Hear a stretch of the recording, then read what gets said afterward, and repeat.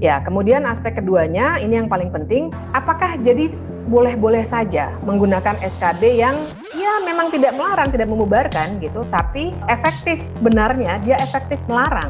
Apakah boleh? Nah ini aspek hak asasi manusianya. Sekali lagi bukan soal FPI-nya, tapi pada dasarnya dalam sebuah negara hukum tidak boleh membubarkan organisasi melalui peraturan perundang-undangan. Organisasi karena dia adalah badan hukum sebenarnya bisa dibubarkan, memang tentu saja bisa dibubarkan suatu organisasi di negara manapun, tapi harus melalui putusan pengadilan. Nah ini yang sudah diruntuhkan konstruksi hukumnya oleh Undang-Undang Ormas tahun 2013 ya, baru kemudian diubah.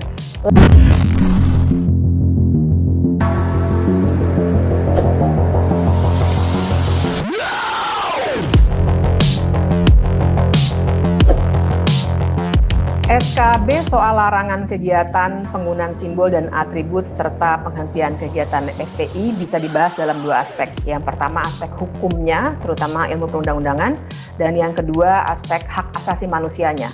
Dan aspek HAM ini yang luar biasa penting ya, karena kita tahu bahwa kita berpegang pada prinsip terlepas dari apakah ini FPI atau bukan, sekali saja prinsip ini dilanggar, dibuat perangkat hukumnya, maka nantinya siapapun yang berseberangan dengan penguasa yang paling berhak menggunakan perangkat hukum itu akan bisa terkena perangkat ini.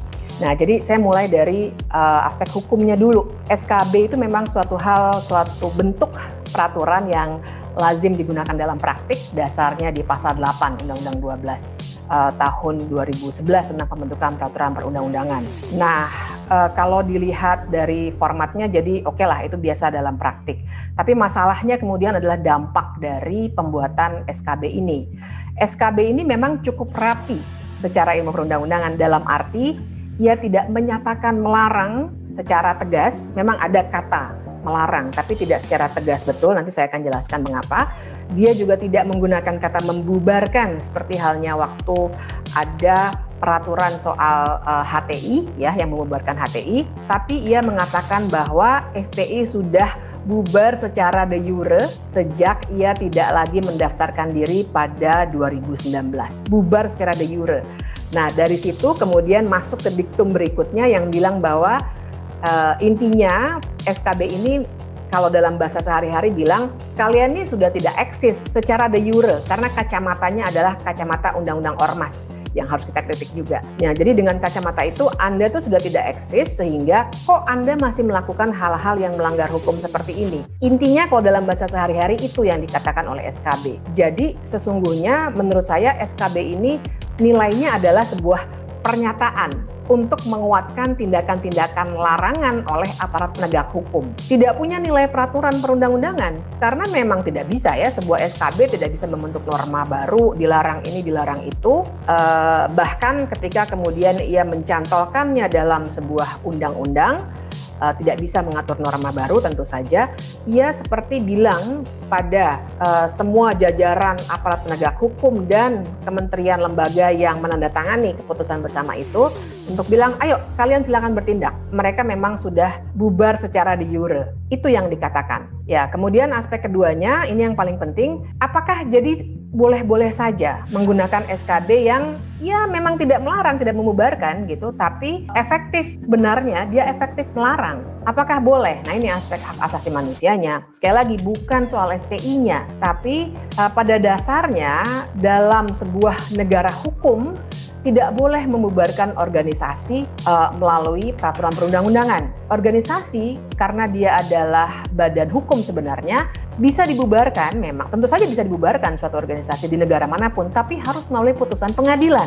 Nah ini yang sudah diruntuhkan konstruksi hukumnya oleh Undang-Undang Ormas tahun 2013 ya, baru kemudian diubah lagi, dibuat makin parah pada 2017 dengan perubahan Undang-Undang Ormas yang asalnya adalah Perpu, yang kita kenal dulu dengan nama Perpu HTI dalam tanda kutip, sudah jadi undang-undang, yaitu perubahan Undang-Undang Ormas tadi. Nah, jadi konstruksi hukumnya di Indonesia sudah dibuat demikian longgar dan sesungguhnya melanggar kebebasan berorganisasi begitu. Nah, jadi berangkat dari situ ke belakangnya jadi makin kacau seperti ini, menggunakan sebuah SKB untuk secara efektif melarang suatu organisasi.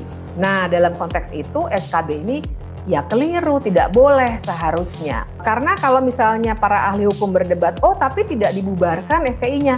Memang tidak. SKB ini sekali lagi membuat statement, menyatakan dia itu sudah bubar loh secara de jure karena tidak mendaftar.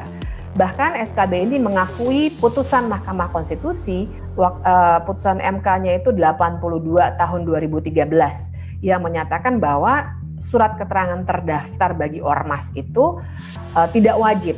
Jadi ormas boleh-boleh saja melakukan berbagai kegiatan walaupun tidak memiliki SKT. Itu putusan MK-nya. Nah, SKB ini juga mengakui putusan MK itu. Sekali lagi bisa dikatakan dalam bahasa sehari-hari, SKB ini bilang, ya silakan Anda beraktivitas, tapi Anda tidak boleh melanggar hukum. Yang mana sebenarnya pernyataan yang sia-sia, karena memang tidak ada siapapun di negara ini yang boleh melanggar hukum. Tapi secara efektif di lapangan, seperti yang sudah kita bisa lihat, bermodalkan SKB ini sebagai legitimasi untuk melakukan pelarangan-pelarangan, kemarin sudah dilakukan secara semena-mena menurut saya. Kemudian beberapa orang ditangkap, digeledah dompetnya dan lain sebagainya begitu ya. Memang tidak ditangkap secara kuhab, tapi paling tidak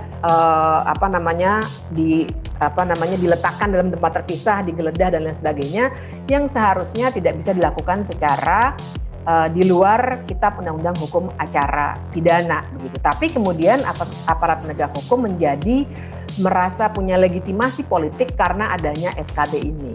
Nah, jadi buat saya di situ, silakan kita bisa berdebat secara hukum. SKB ini memang tidak membubarkan FPI, tidak juga menyatakan FPI sebagai organisasi terlarang, tapi secara efektif ia memang melarang FPI untuk melakukan kegiatan-kegiatan tertentu dan juga menggunakan simbol, atribut dan lain sebagainya. Nah, jadi idealnya bagaimana? Idealnya ya harus melalui pengadilan. Dan kalau misalnya dengan melakukan model pelarangan seperti ini, ya tentu tidak salah ketika kemudian beberapa anggota FPI bilang, oh kalau gitu kami buat saja organisasi baru. Iya tidak salah, karena itulah makanya yang namanya konstruksi hukum atau norma itu biasanya tidak melarang pemikiran, organisasi, dan lain-lain yang sifatnya abstrak. Biasanya memang yang diatur adalah perilaku, tindakan gitu. Makanya bisa dibilang tindakan hukum. Jadi tidak akan efektif kalau misalnya bentuk pengaturannya seperti ini. Terima kasih.